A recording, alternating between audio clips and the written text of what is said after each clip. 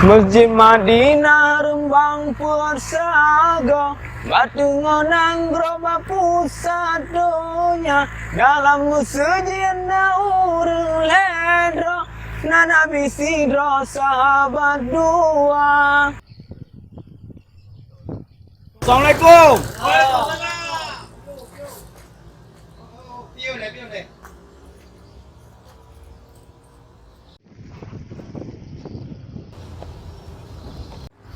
Assalamualaikum. Waalaikumsalam. Tunggu nyolon dari daerah Biriun tunggu kah? Nak laki semangan baju tapo bawa ron kah? Baik lah dengan cara tunggu. Okey. Pio nunggu, pio. Enggak get tunggu. Oh mah. Dari pan langkah aku. Dari Biriun tunggu ai. Oh, maju tak ban kayu.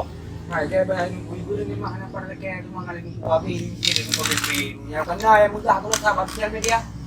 Yan masuk kaum draw apa dayak ngan draw tunggu yang. Tapi yang ini dah laki semangan ni. Oh, nya. Yang di toilet kau riau le, ana. Tunggu. Oh, maknya memang berat kaman. Kamu bilang urang ah. Yang bele anggap mudroi de duit. Jangan nak boleh kada riau tak ana. Dan padahal bukan abang enggak bukan abang bang lima betul. Kabar ke tunggu aja urang ah. Mam bet cok kada yatin ku.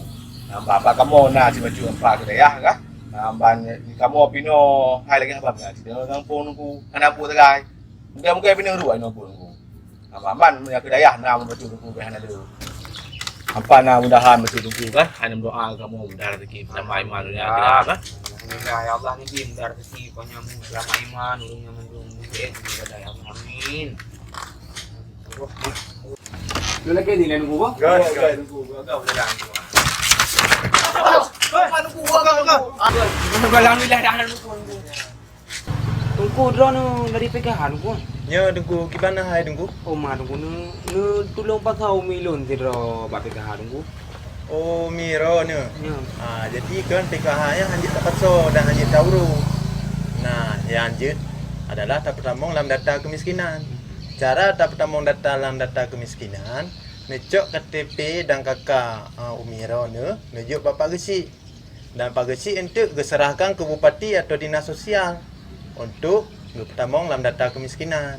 Oh, menan gua. Ya. Jadi yang untuk mentemung PKH, lanjutnya hana bak data kemiskinan. Karena dasar bak data kemiskinan. Menan buku. Kiban teman buku. Berarti kan kelagian tunggu lun bihaba ba umilon le tunggu. Gak. Demar ni betul orang kasih. Hai lu dang yang gue tunggu. Bang. Kiban kan dulu. Ya, naku akui mah tangan. Nang kerja lah tunggu lagi gini tunggu bah. Gak, tunggu tua. Assalamualaikum. Waalaikumsalam. Alhamdulillah. Kok jujur kah pemerintah gawenyo.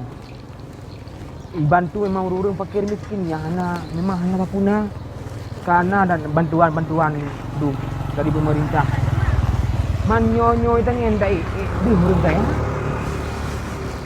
Nyong ini ada tabung gah le gila bau rumah urang kaya api. Kata kaya kasih. Alah.